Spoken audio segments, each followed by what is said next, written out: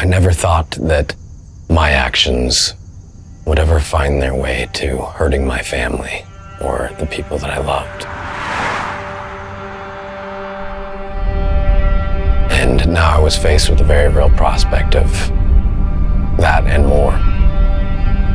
I at the time was robbing drug dealers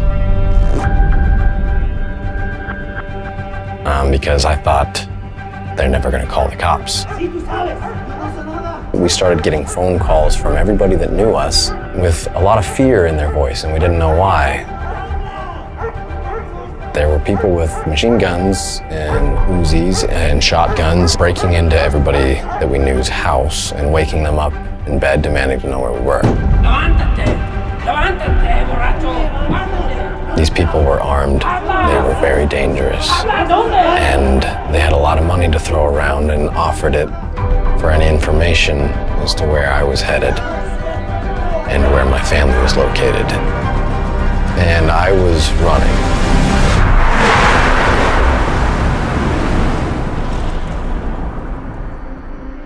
The man who had put the hit out on our heads, he had been in a car accident and died himself, and we were informed that we were safe to come home.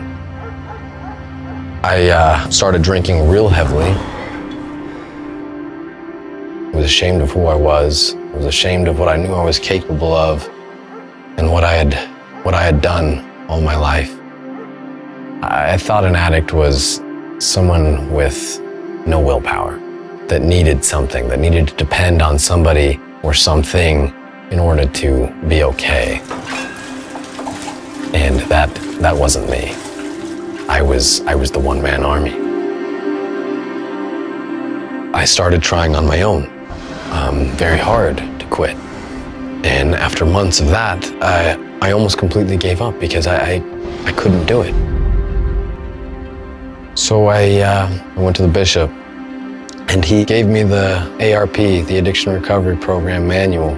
I learned a great deal, but again, I thought I could do it on my own.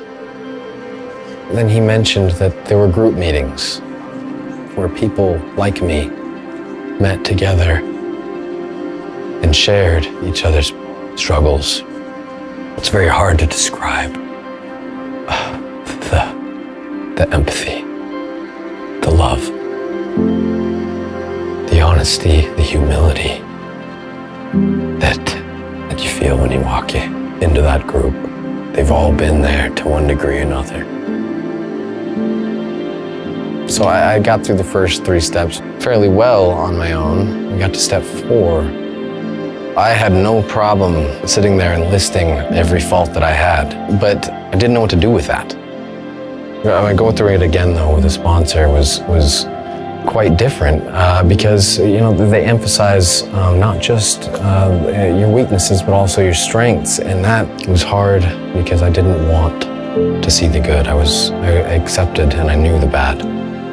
The 4th step helped me to see the good that was always there. There was a lot of good.